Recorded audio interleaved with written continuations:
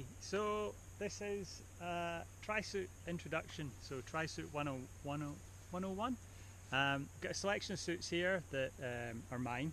Just talk you through some experiences, things to look out for as you select or change your Trisuit, particularly when you're looking at the difference between short course racing and longer course racing.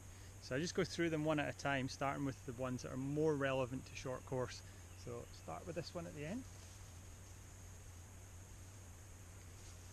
So very similar to wetsuits, the most important factor by a considerable margin is comfort.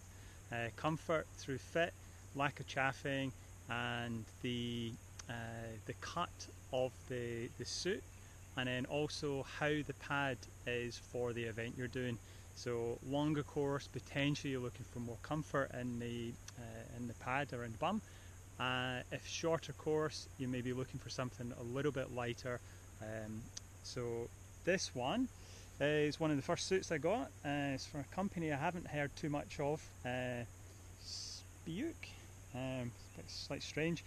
The reason I really like this one is the material in the back is I don't know, perforated, probably you call that.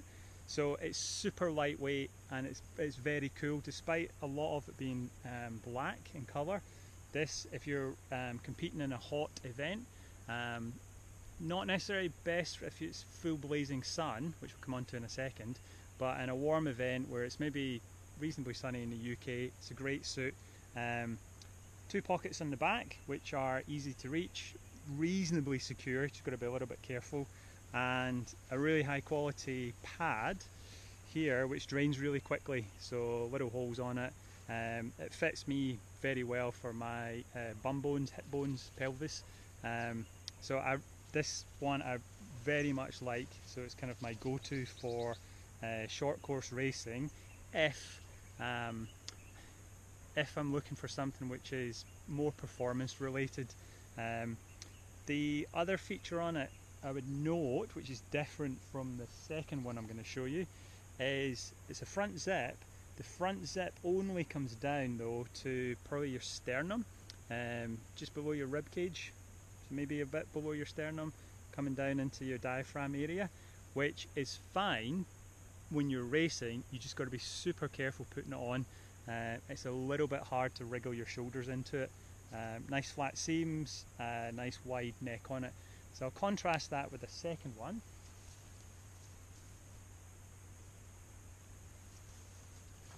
So this one is branded from an energy product company, Zipvit. Difference in this one, the material is a little bit thicker, it's not perforated, again it's quite white.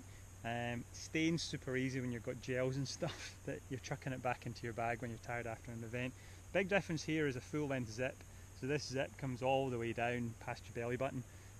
Again, it's a good pad on it. Little bit wider, little bit cheaper I think this pad. Not really as featured design, so it's more just straight pad rather than any kind of other drainage grooves, or it will bunch up if it's not stretched around your bum. So you might get a little bit of bunching there that can cause some chafing.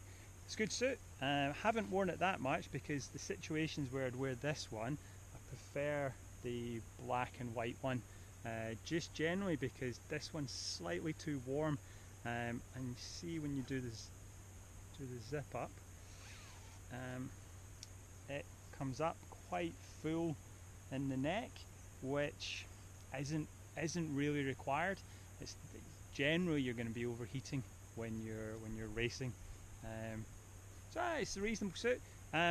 Big note in this one, there's no pockets in it, so if you were doing an event where perhaps it's a non-wetsuit, this is quite a good suit for that, because you're not going to get any excess drag from pockets. It's not much in a suit like the black one because the pockets are perforated, but it's just something which is going to cause you a little bit more drag to have those pockets. Okay, contrast that with a couple of club suits. So here was my first Greenwich Triton suit. Really like this one. interesting on this one, it's got a back zip. So one of the features in triathlon rules is that you've got to be really careful on the zip and whether or not you're allowed a front zip to be open.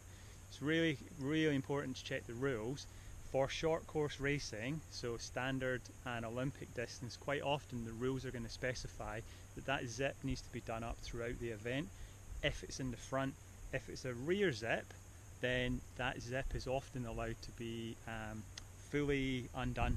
So you need to check it. In longer course, often it says that the zip needs to be fully done up when you're around the transition area.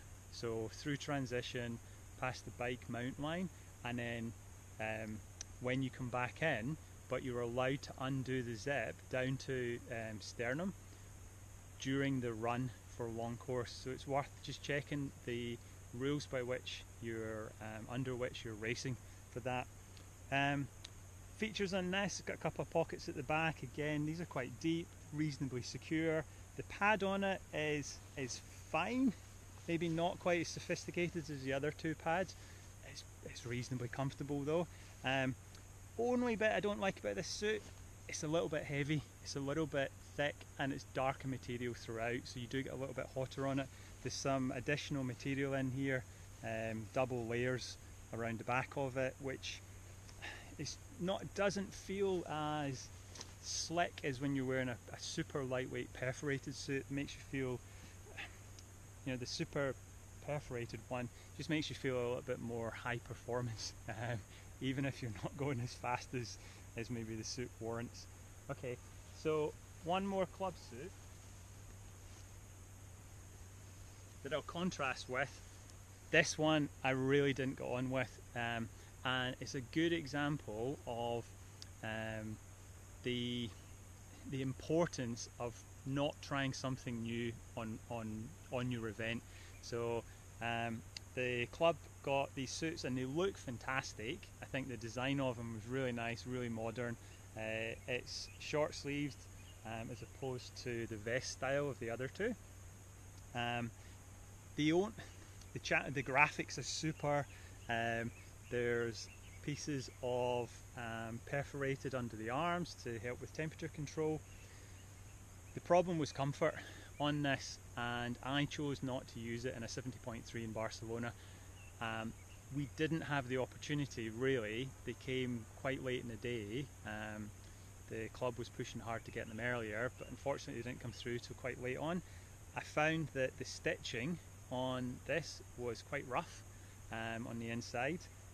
The thread is quite hard wearing, and more importantly, so I was worried about chaffing, more importantly, the pad, although a great design on the pad, you can see here it's got various different densities of foam.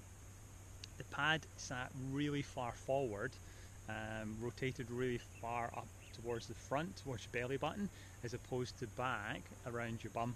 And I just couldn't get on with it, so trialed it, had a bit of a cycle round in it, and then I thought, no, I'm not going to try something new in a race for the first time. So unfortunately haven't worn this actually as a suit.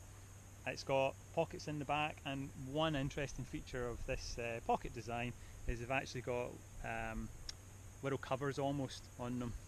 So the pocket has an extra seam, an extra flap sewn in, so that when it's taut, you get a little bit more security. You just need to be careful that you practice getting whatever you wish out of your pockets, and it's not becoming too much of a faff, particularly on the bike if you're storing anything there.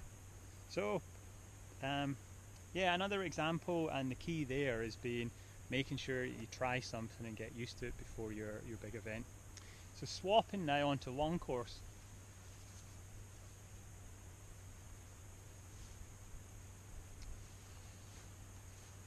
Those first four suits are four suits, all one piece. When you move to long course, one consideration you should think through is what your preference is if you have to use a portaloo. So if you have to go to the bathroom and you are wanting to undo your suit. So for the majority of people, they may well go to the bathroom on their bike, or during their run they may also just go to the bathroom whilst they're running. Some people either don't want to do that, or it's not appropriate if they've got some stomach upset and they may have to use the portaloos. In that event, that black suit, it's you've got to be quite careful, because I worry trying to get off my shoulders and back on, particularly if you're in the confines of a portaloo. It's very hot, your stomach's not happy, so and you may also have left it quite late. So the convenience of having a two-piece suit for longer course racing is quite a positive. Now, interestingly, so this two-piece setup from Castelli, really interesting feature on this. It's a different type of like Velcro equivalent. So it's actually hard plastic. So these little squares, to the camera, these little squares fit together like Lego bricks. So on the top, on the bottom of the top, inside, you can see the equivalent Lego bricks on the inside.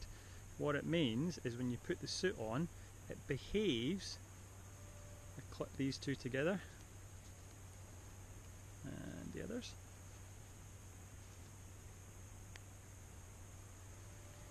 It actually behaves much more like a single one piece when you've got it on, which it's a great design, but it doesn't have the standard issues with Velcro where it sticks to itself, or it sticks to something a bit like in your wetsuit. Quite often it sticks to the wrong place. So this is interesting. I've got two tops for it as well, so it's another feature of long course racing where it's two pieces. You've actually got some optionality then for how you transition from the bike section onto the run section. So you can potentially keep on the cycle shorts and the top during the bike.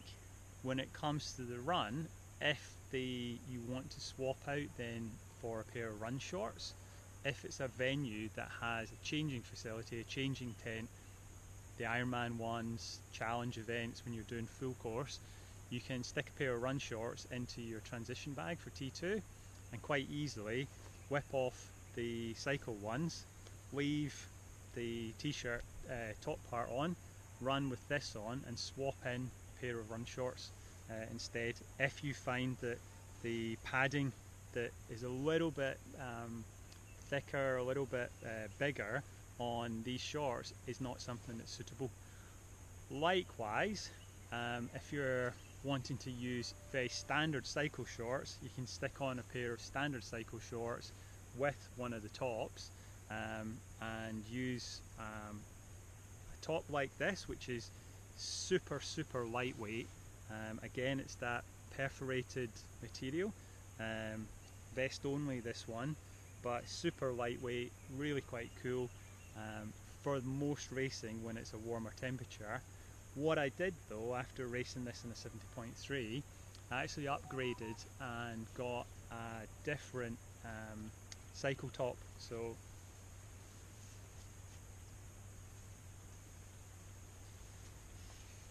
Castelli also do this cycle top, which again in this series has the same plastic studs fastening, which allows it to pair with the shorts. This is their aero top, so it's got short sleeves on this top, and again it's that perforated material across the back and across the shoulders. Super lightweight, super thin, really cool to wear this top. There are aero benefits when you put it on and fit it nice and neat, so that the airflow over you is better if you're looking for that high-end performance. I really like this one.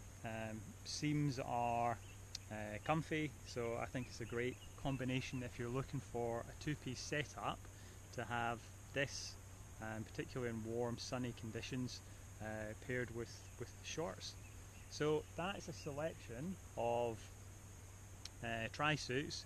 Again, just reiterating in terms of the messages from a coaching point of view, the thing you want to make sure is that it's comfortable, you've rehearsed it a couple of times, and it integrates with your nutrition strategy. So if you're putting gels in your pockets or whatever setup you're going to do for your nutrition, that your suit is integrated with that and you're comfortable, so you've worn it through conditions that are similar to the conditions you may well have in your race. Any questions, just ping me. I'm happy to talk you through more specifics than any of these. There's loads and loads of brands out there that you can try. Hub, Zone 3, all the major brands produce their own trisuits, so definitely look at getting some in, try them on at home, send back what's not going to fit you, because again, you're looking at torso size and the volume of your body breadth across the shoulders, the chest, the hips, to try and get something that's going to fit your body shape as well as your actual height. Good. Okay, hopefully this was useful. Any feedback, please send it to us. Thanks very much. Okay.